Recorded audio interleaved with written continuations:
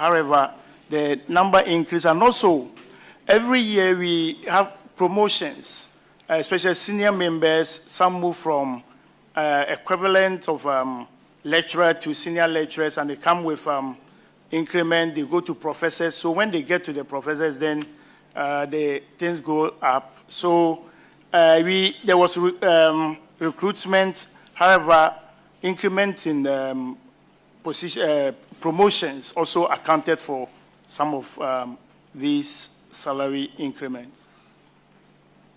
And also, your liabilities also increase. Our liabilities. Your current liabilities under the year under review. Yes, our current liabilities. Because of increase in accounts payables. About 63.1%. Yes, our accounts payables and liabilities increased from 10 million to 20 million.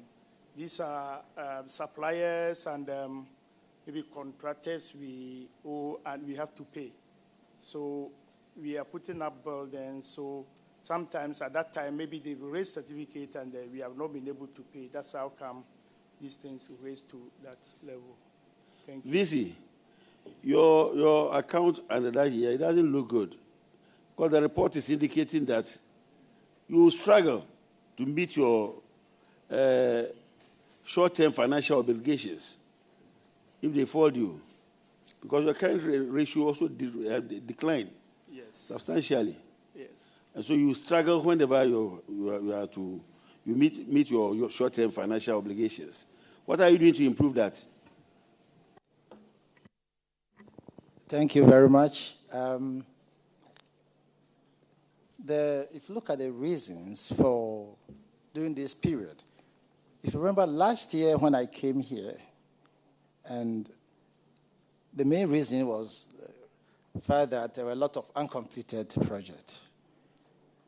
The university, apart from compensation, were not receiving. And we had to spend a lot of our IGF. Currently, if you come there, we are putting up a new administrative block. The one that we inherited was just a dormitory that was repaired and converted into administrative block. And, you know, this, I may say that we may be the only public university that to use IGF to put up administrative block. I'm not saying building, I'm saying administrative block. I'm saying administrative block. So these are some of the things. But strategies. What are some of the strategies to ensure that we improve? One way is we have established enterprise, and what we are trying to do is to partner with some private companies so that we can establish our business and we can have other source of income. We've increased our short courses, training programs that can also bring in additional incomes. We have, in terms of research, we've taken our staff through grantmanship, and we are winning more projects currently, and so all this will bring in more income to us. And then also financial prudence. We also trying to strengthen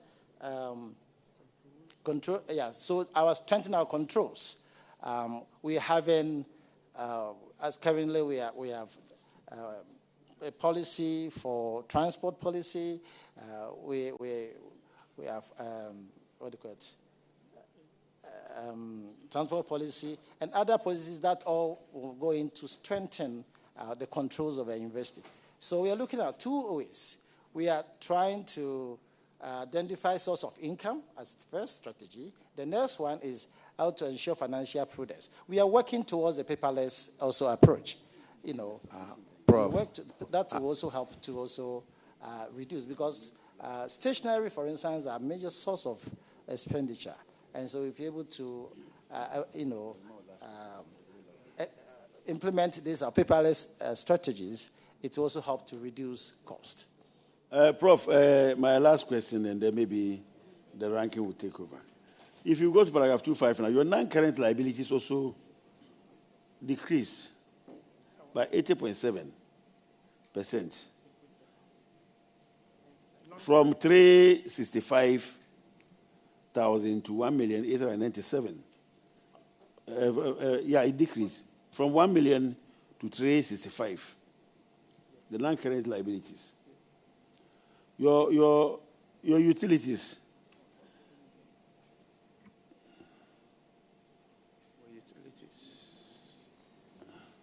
I don't comment here. Utility. Wait, which paragraph? Utilities. It's not here. No,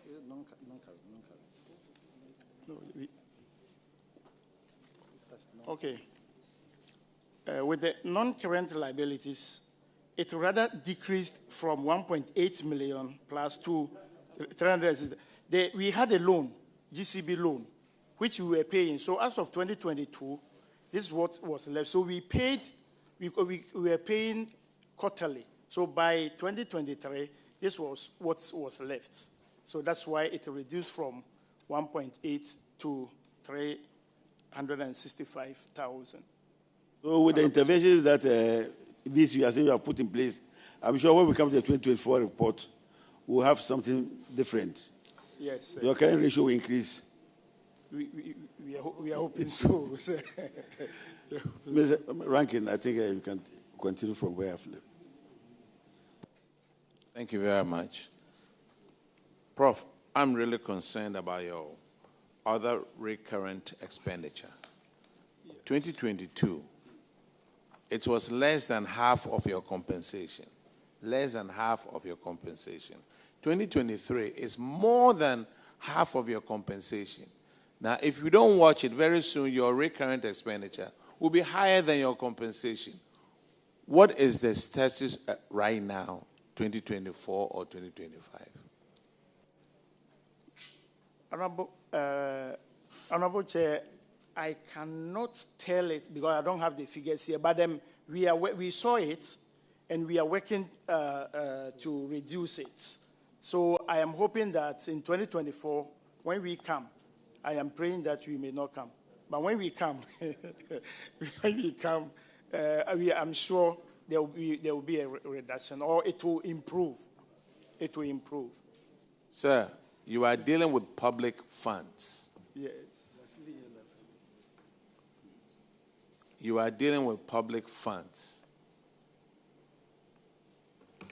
That is the only thing I would say about it. Okay, now, let's move on to paragraph 261, and Shelley Chair will take care of that one. Honorable. Thank you, Honorable Chair. This is your management issues, and we are looking at a payment of unearned salary amounting to 4,246,239. The auditors noted that 60 employees, former employees, owed the university 6,151,445.42 Ghana cedis. And you have been able to recover 1.9 million Ghana cedis with an outstanding of 4,246,238.97 Ghana cedis as of March 2025. The auditors recommended that you take the full outstanding amount of 4 million plus and pay same to the Auditor General's recoveries account. You, in your response, said that you've developed a repayment scheme which would ensure that the total amount is fully paid by September 2025. We are in November 2025. Have you paid the amount in full? Thank you, Honorable Chair. This is the current status.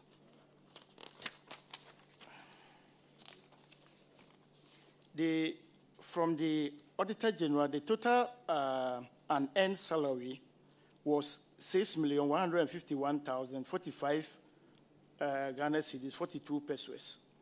Now, out of this, some came to the university as amount withheld, and some to people who went on study leave and did not return.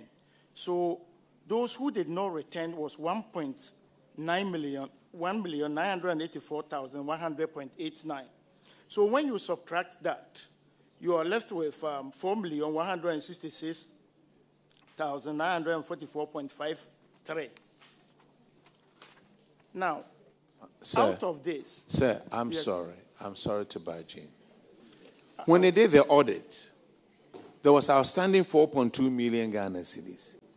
You said you will recover everything by September 2025. Yes. We're in November. Yes. Have you collected it all? Yes. You've collected all the amount?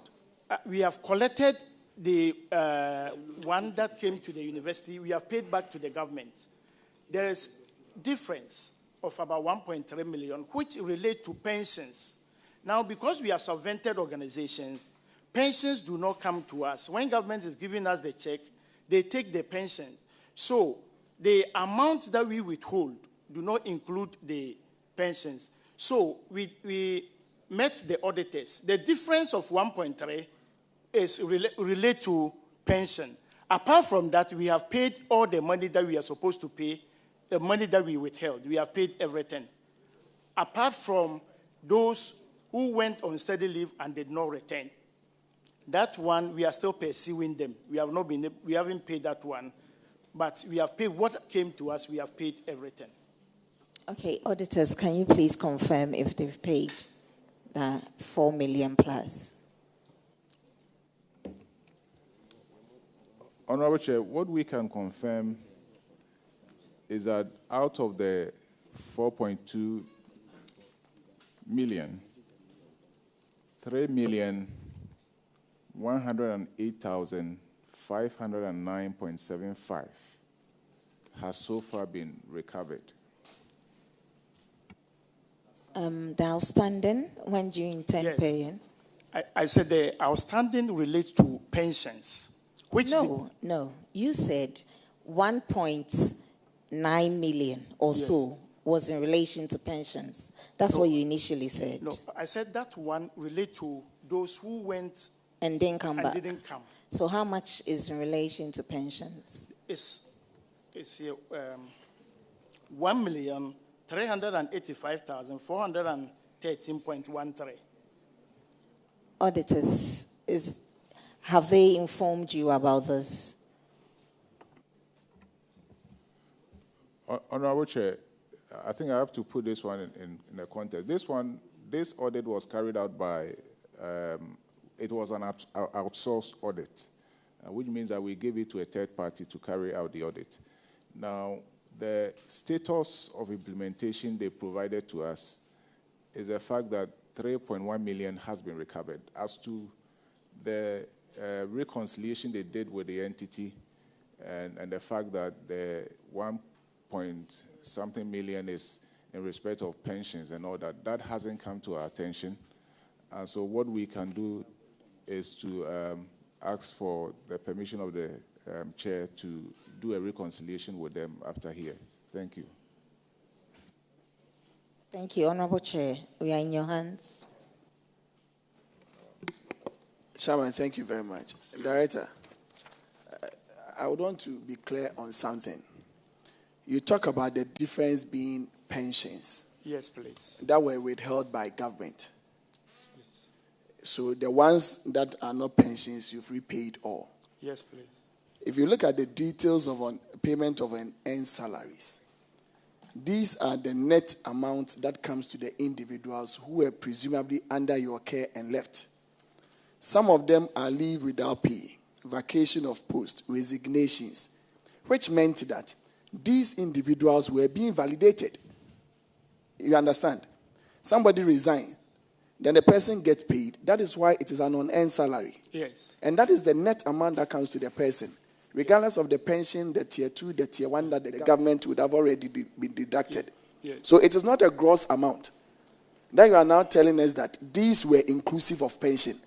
These were unearned salaries that you validated them. The net that came to them is what you are being asked to recover.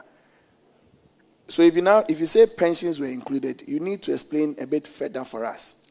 Okay. Thank you, Honorable Chair. What happened was that the auditors, when they are calculating this unearned salary, they include the pension, even though it didn't come to us. But when we are doing it, we do the net. And that is why that difference came in when we met the auditors. We met them, the Sunyani Regional Auditor and the team. So they saw that when they were calculating, they included the pension. But we did not include pension. They realized that the pension do not come to us. So that is why we agreed that the difference relates to pension. Look, let me ask you this. There's a guy over here, vacation of post, 7th June of 2024, and he owed 120,000. Obviously, that wasn't in 1 month. Where is the pension in it? Sir, please, and let me caution the universities. When you come and we ask you a question, we need to sit in classroom and listen to a lecture. These are simple. So if you just go straight to it, it will help. Yes. Me pacho, yes, you did that.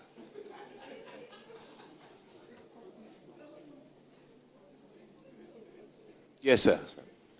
Auditors, what I would suggest is you let your auditors follow up on it. Let's come up with an amount. Even though they told us they were going to collect everything September 2025. We're in November, we are listening to a different story. Abba.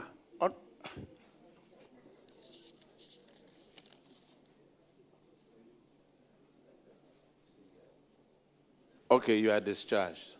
Thank you. Now, let's call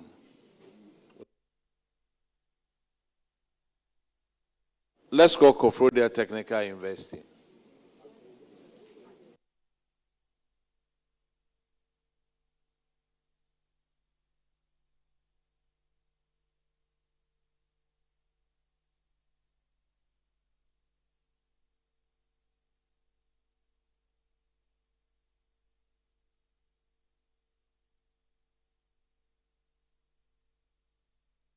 Please introduce yourself to the committee.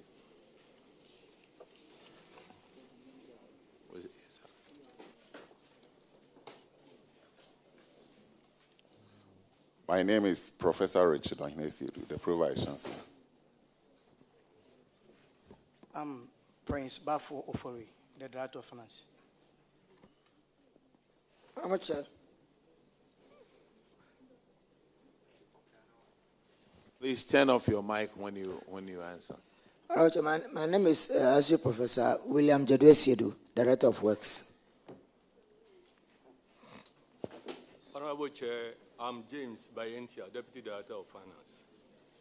Alexander Tre, Internal Auditor.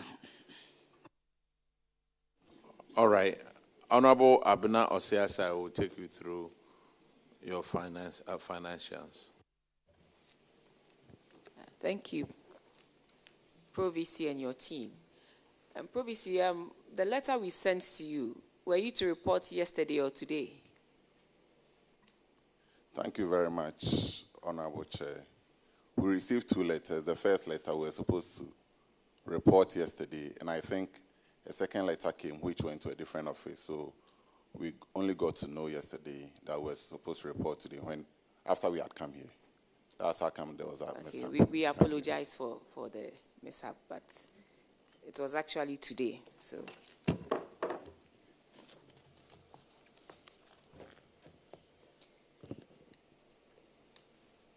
I'm going through your accounts, and I must say that in 2023, in 2024, you turned a loss or a deficit situation in 2023 to a surplus situation in 2024. I have gone through the accounts. I must commend you for that. But I don't know how you did it because I'm struggling to comprehend the figures. I see that you said your non-current assets came down because you depreciated some assets. In the same vein, you spent on fixed assets, but yes, still it's come down. So I want an explanation on that one. And then I also realized that you spent, in terms of compensation of employees, you spent more than was granted to you. So that one too, I would want some explanation on that as well. Let's begin with these two. Yeah. Thank you very much, Honorable Chair. With your leave, I would want to defer to the Director of Finance to answer that. Thank you very much, Honorable Chair. With respect to the first one, we actually spent on non-current asset, but the amount we spent was less than the consumption of asset in that particular year. That is why although we procured or we spent in non-current asset, however, the amount has reduced. We spent about 6 million or so, but the consumption of fixed asset for that year was 7 million point something. Thank you. Then the compensation. Okay. Please, I didn't get it. Can you go over what you just said? Yes, please. I'm saying that. Thank you Directly very much. so we can hear. Yes. Yes, please. In that particular year, although we spent on non-current asset, however, the total depreciation for that year was more than the amount. What was the amount, please? The depreciation was about 7-point-something million, and the amount we spent on non-current asset was about 5-point-something or 6 million. So consumption of fixed assets here says 7.9. Yes, please. And then you are saying depreciation was 7. Yes, please. That was depreciation. That is depreciation. Depreciation was 7, and then you spent 7.9. So then it should. Honorable Chair, I'm saying that the depreciation for the year, which I said consumption of asset, is actually 7.9. Thank you very much.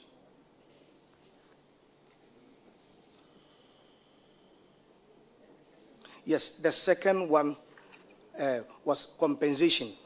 Yes, please. In addition to what the government gives to us, we also pay part-time lecturer, adjunct lecturers because of lack of personnel. So we actually recruit part-time lecturers to beef up with our lecturers. That's why it was more than what we received. Thank you. Yeah, for a university to have a finance income of about 139,000, it means you have a lot of,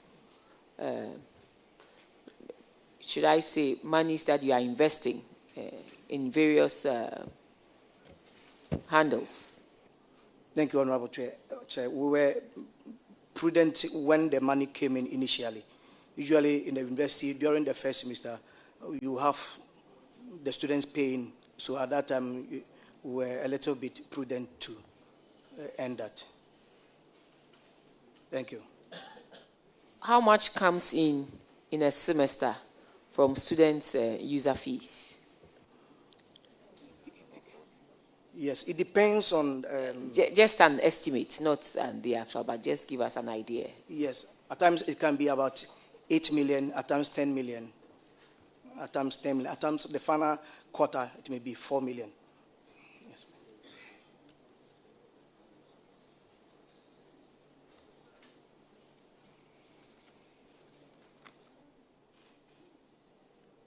Like I said, I mean, you came from a negative position to a positive position, but you need to work on your expenditure. Yes or no? Aside your consumption of fixed assets, I also see specialized expenses. What is that? Thank you, Honorable Chair. These are insurance claims, court expenses, professional subscriptions. Insurance claims for what? For vehicles of the university. Vehicles of the university? Yes, please. To the tune of 2.8 million? No, it's a whole lot of expenses. Okay, so can you give us a breakdown, an idea of what goes into the specialized expenses and the amounts involved? Yes, please. Madam, please, I would need time to.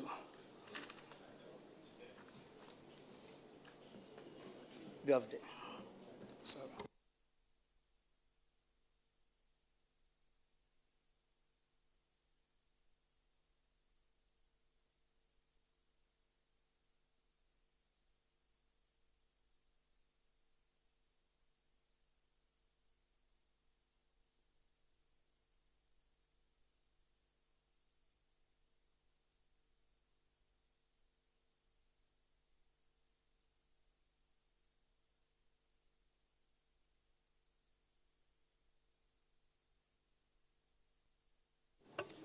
My deputy want to add up for me.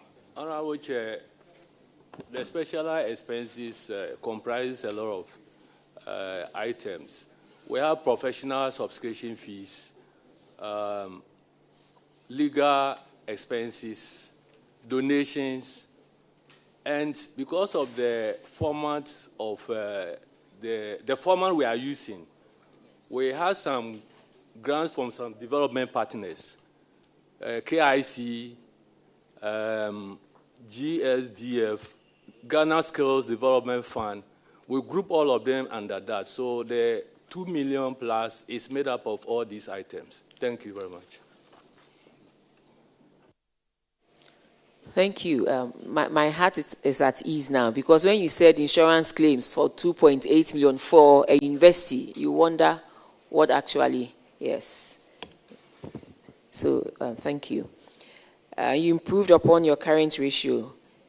In 2023, you couldn't fully cover your short-term liabilities, but in 2024, at least you can do it by 2.4 times.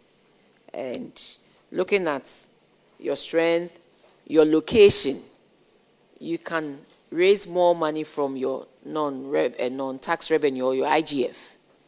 And so I expect you to be able to raise more revenue.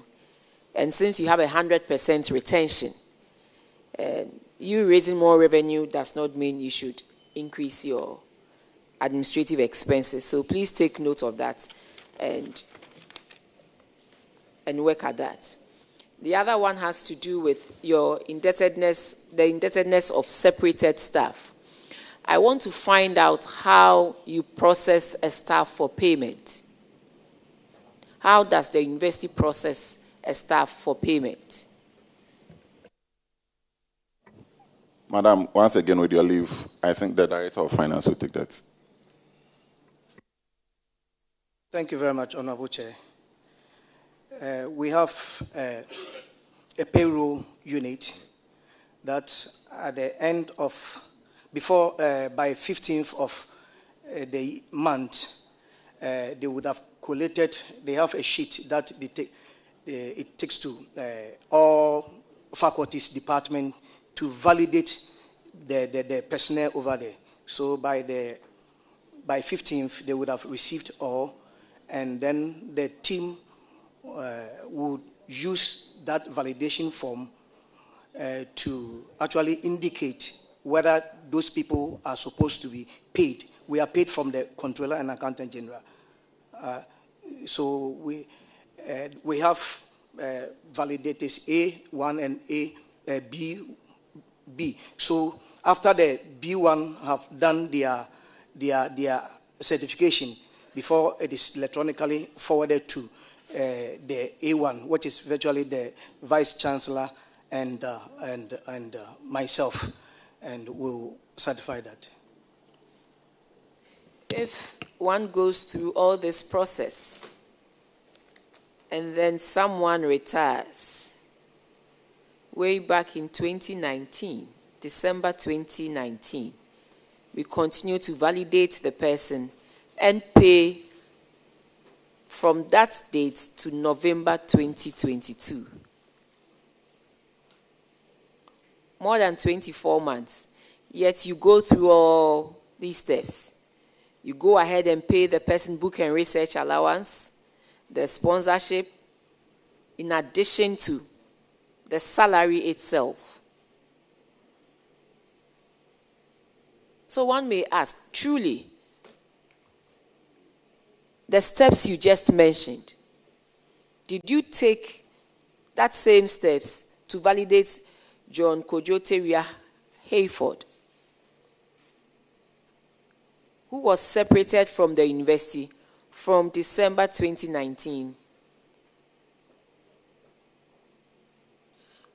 Madam, John Kojoteria left for study leave in the UK. He didn't retire. He went for study leave. And normally, once you're on study leave, you are given an initial 3 years or 4 years, depending on, the length of your study. Beyond which, you are given an extension. Once you're on study leave, you are supposed to present progress reports. We noticed after the expiration of the initial 4 years that he wasn't responsive with our request, and the university took steps then to terminate his appointment. So that is what happened. So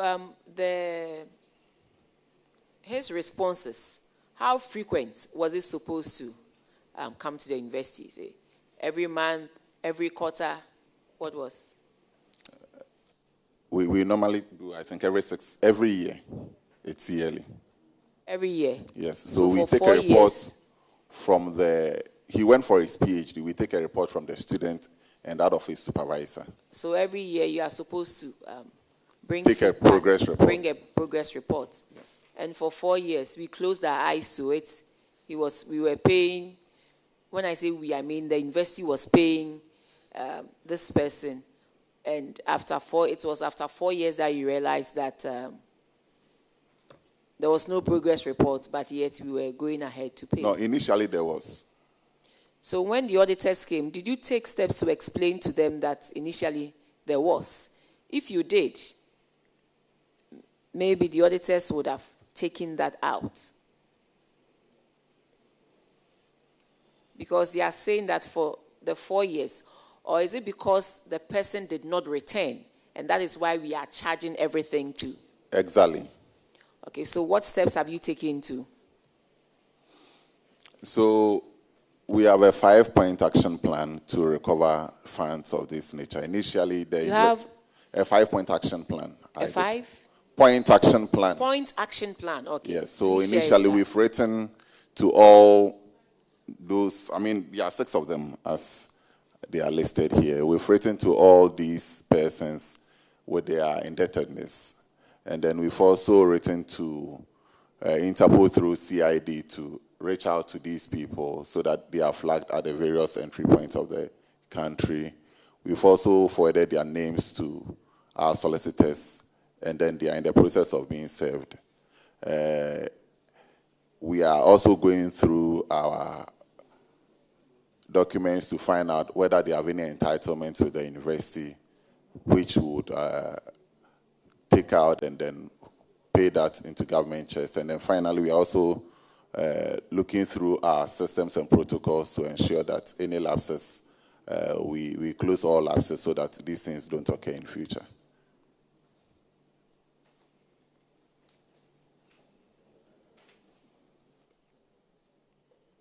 The amount is 817,619 and 40 pesos. Did they have guarantors on their file? So it's mixed. So in the case of John Kojoteria, yes, he does have a guarantor. So what is the essence of a guarantor when the person you guaranteed for fails to do the needful? So then we defer to the guarantor. So have you done that? Yes. So we have written to the guarantor, and then the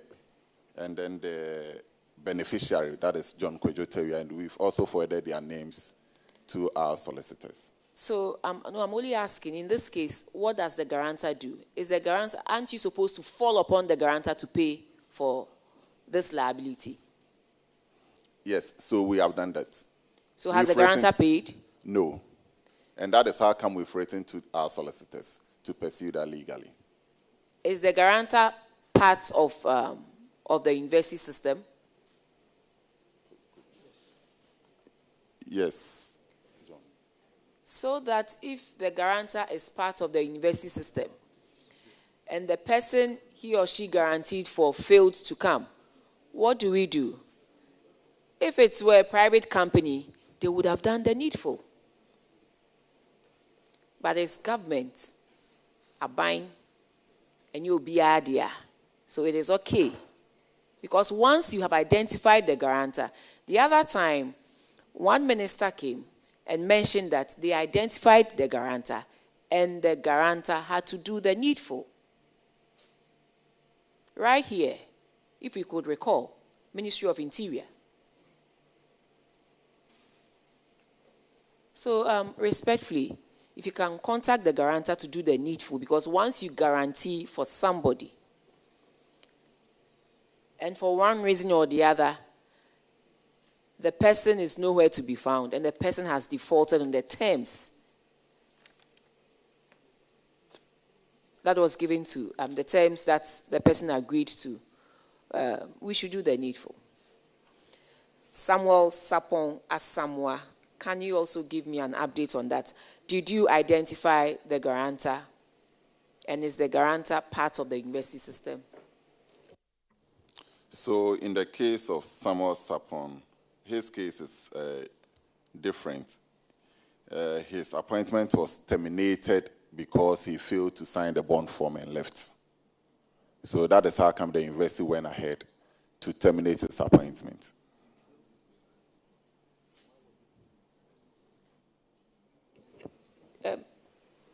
Pro VC, you said the person failed to sign before leaving. When you, the investee granted the person permission to go and study, and yet the person failed to sign.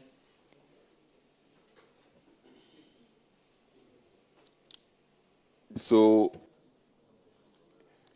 what happened was that the applicant was given, or the staff was given the permission to go. Normally, when, per the current system we have, we write to the person, and in the letter we indicate that the person is supposed to ensure that the bond forms are filled before leaving. He failed to sign. So once it got to our notice, we quickly took steps to terminate. And that is how come I mentioned that we have a 5-point action plan we are pursuing. We are reviewing our protocols because these are part of the lapses I've mentioned.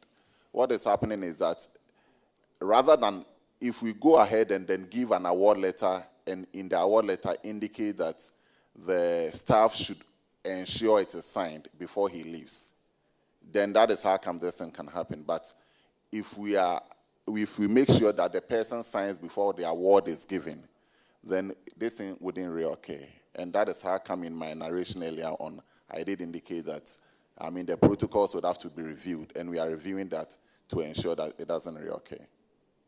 It took the investee 8 good months, from January to August, 8 good months, to realize that the person did not sign the bond form. Or one wouldn't know. It is not something that we should know. So it takes the investee 8 months to realize that the person did not sign the bond form, but yet has gone ahead to take advantage of the permission to go and study out and receive salaries at the same time. Let's go to Gladys Esinu Abil. So Gladys took a partial state leave. By that, what it means is that Gladys was still teaching while I was studying. Gladys received a partial support from the university to the tune of 16,000 Ghana cedis, and then left. So what it means is that she worked for whatever salary she took. What her indebtedness to the university now is the 16,000 that the university paid. But the auditors have an amount of 84,520. No, sorry. So, with respect to Gladys, after that, she was supposed to, so she was in the system and then decided to leave after her studies. And by she was supposed to give 6 months notice before. She didn't do that, so she's being charged that amount in lieu of her not giving that notice, yes. Grace Opare. Grace Opare exceeded her initial maternity leave of 3 months, and then we noticed upon checks that she was not ready to come. So immediately after 1 month expiration of her, beyond the expiration of her maternity leave, her appointment was also terminated. We've gone ahead to recover part from her entitlements, yes. Okay. And so you are hoping to use other means to defray the rest of the amount. Yes. Benjamin Ganser. So Benjamin Ganser's case is similar to that of Samuel Sapon. You also failed to sign the bond. Yes. Then it tells us that your internal controls in that area is weak, and so you need to improve upon that. And the last person is Atta Yusuf. Similar. So there are 3 of them with that similar situation. And so now you are in the helm of affairs. I hope that with the kind of infractions that you have seen, you tighten that area, because as a university, you always grant people permission to go and study. The fact that these people have committed this infraction does not mean it should prevent other people from enjoying these benefits. But you need to tighten it and make sure that those who have done it pay the price for what they have done. And so we look forward to hearing from you on the guarantor, because once you guarantee for somebody, that is the unfortunate thing though, but then you should be held responsible for the person's inactions as well. So on this note, out of the 817,619, how much have you been able to collect? And how much can the auditors validate after your confirmation? I would want the Director of Finance to speak to that. Yeah. Thank you. Honorable Chair, we are yet to furnish the auditors with the current payment that we have received from internal payment. So we'll seek your permission that we furnish the details with them. How much have you collected from the 817,619 liability? Okay.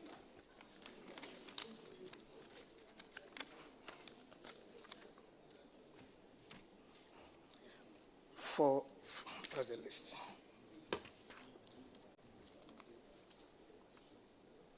Okay. From John Tavia is 7,900. From Samuel Sapon is 3. Madam, please, I want to be sure as that because I'm on camera.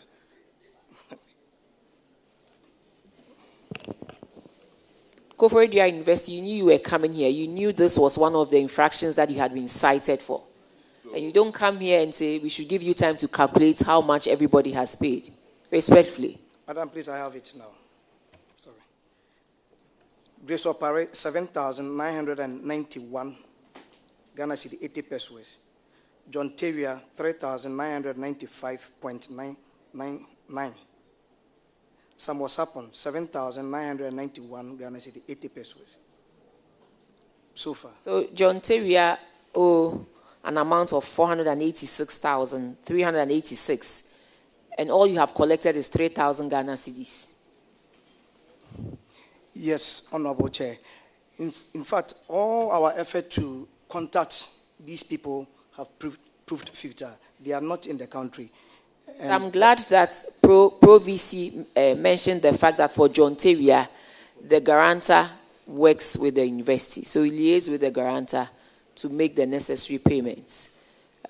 Chairman, I will defer the time, the period for the payment to you when I'm done with the others. And then for Opare, she has paid more than 50% of that. Make sure you collect the rest. So in total, out of the 817, you haven't done more than, is it 25? 7, 3, more than 20,000.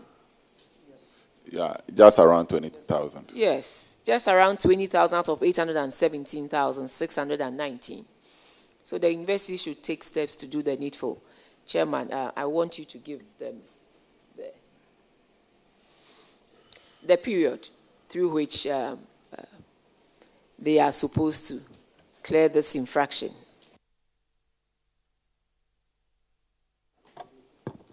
PV, I just want to ask this about John Tavia. It's clear to us that you've been able to receive 3,000 plus as payment. And then from your narration, he's nowhere to be found. So who paid that money? Is it the guarantor, or there was a trace that you managed to get him to pay the 3,000? Who paid it? So all the amounts that were mentioned here are as a result of their entitlements, pending entitlements with the university, which we've gone ahead to use that to defray. So these are not payments directly coming from them, but entitlements sitting with the university now. Last one. Is the entitlement still on hold, or it doesn't come again? If it's still on hold and then entitlements are coming, why can't you use it to defray the cost and still 3,000? Has it ceased coming, or it continues? It ceases. It ceases coming. Prof, this is government's money. Our money. 817,000 Ghana cedis on separated staff. You don't have any, you can't contact these people, and then you don't have any payment plan. But it looks to me like this was planned chaos, because these people failed to sign a bond. At least you have 3 people who failed to do that. It looks like conspiracy to me, sir. Yeah, on the face of it, yes, but this is what I consider as lapses. Normally, so this is what happens. Once a person is granted steady leave, he's written to, just like I did indicate, stating that his application for steady leave has been granted and that he is to go to the HR and then get the bond forms filled before leaving. When this happens, once the Staff Development Committee meets and grants this, by default, the head of department who normally validates assumes that that has been granted and the person leaves. So these are part of the lapses I'm mentioning. All right, sir. So we'll make it easier for you. We want you to collect this amount of money in 90 days. However you do it, with all your lapses and everything else, you know we have guarantors out there. 90 days, we want this amount of money collected. If not, those who validated these people will have to pay personally. Thank you. Now let's move on to your next one. Our auditors want to say something. Honorable Chair, with your leave, would also want to recommend that what they have gotten from the entitlement should be paid into the Aegis Recoveries account for onward transfer into the consolidated account. Thank you. Thank you very much. You heard him. Noted, Honorable Okay. Chair. Now let's go to your next one, delayed projects. These started from 2019. You started these from 2019 to 2020. You have made a payment of 37 million Ghana cedis, and these have stalled. Why? Yeah, so these projects currently, in all instances, the contractors now on site working, and we are also happy to inform the committee that 2 out of these 3 projects are going to be completed and handed over before the close of the year. That is the Faculty of Engineering block, and then the Faculty of Built and Natural Environment. Yeah, that's the 5-story. The 5-story and 4-story block. They are all completed. We have photos to show. The 5-story engineering block is completed. It's almost about 97% complete. It's been painted, and then we are just waiting for some cleanup and then handover. So hopefully by the close of the year, we should take delivery of that project. And then construction of the faculty block. Same. And then by the 4-story, 27-unit block of flats. So that we're hoping to get it completed by end of first quarter next year. Auditors, could you confirm what he's saying, please?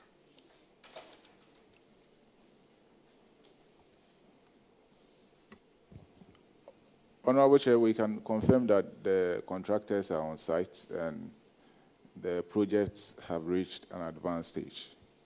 Thank you. You see, you told the auditors the last time they were there that all the contractors are currently on site and work is ongoing. Yes. So they were on site, yes. All right. Yes, sir. Prof, since the contract started in 2019 and 2020, should you be worried about possible variation?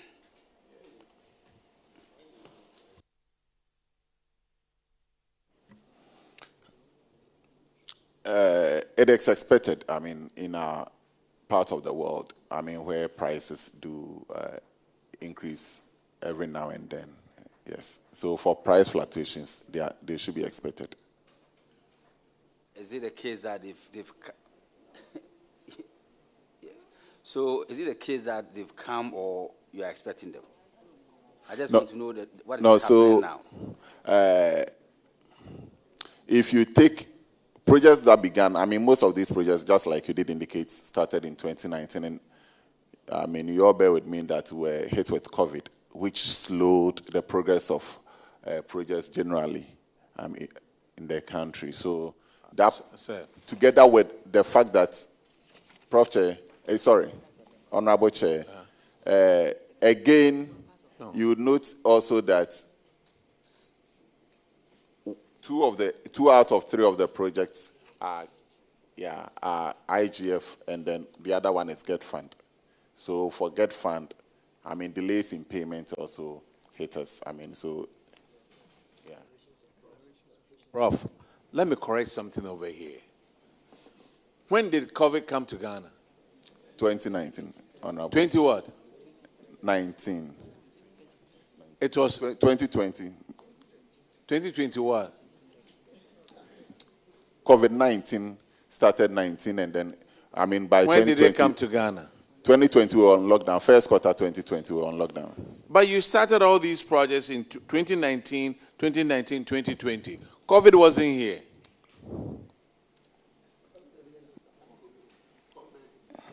COVID was here in 2020, Honorable Chair.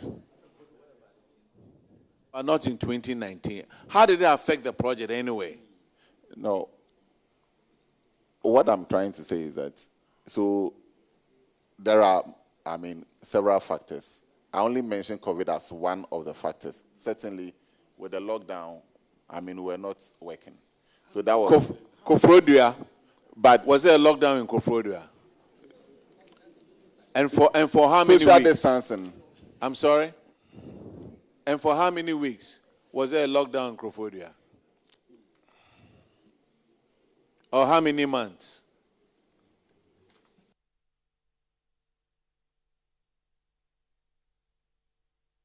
Yeah, I didn't answer that. Prof, I'm just asking you these questions because I know that when projects delay, there will be possible variations and the rest of it.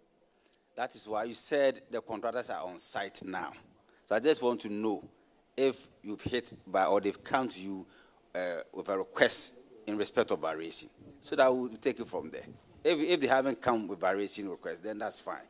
So price fluctuations, I said yes. Price fluctuations. Yes.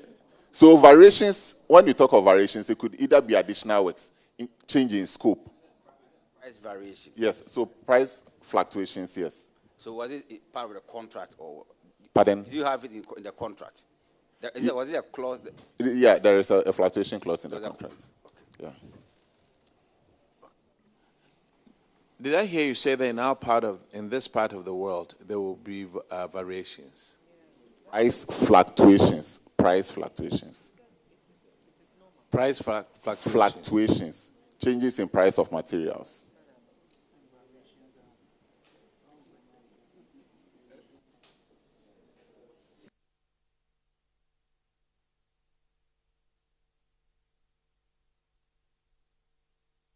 You see, what it says, what this one tells me is there wasn't proper planning when you started this. And then you delayed it and delayed it. Anyway, that's Koforidua, right? Koforidua Technical University, right? Yes. You are discharged. Thank you very much.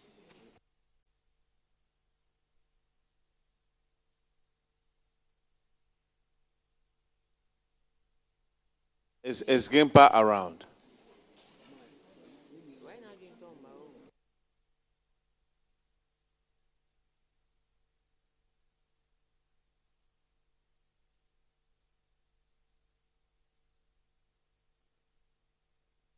Can we call Bolga Technical University, please?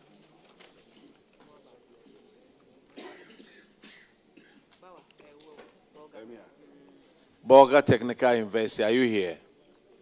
Oh, please come and sit down.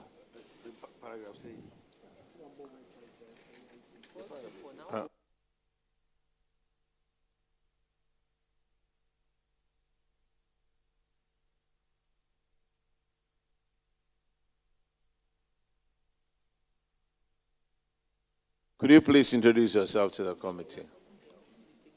Did you take the oath? Yes, we did. All right. Please introduce yourself. Thank you, Chair. My name is Samuel Erasmus Alna, the Vice Chancellor. Mr. Chairman, my name is Richard Atia, Acting Registrar. Chairman, my name is Solomon Awaria, Acting Director of Finance.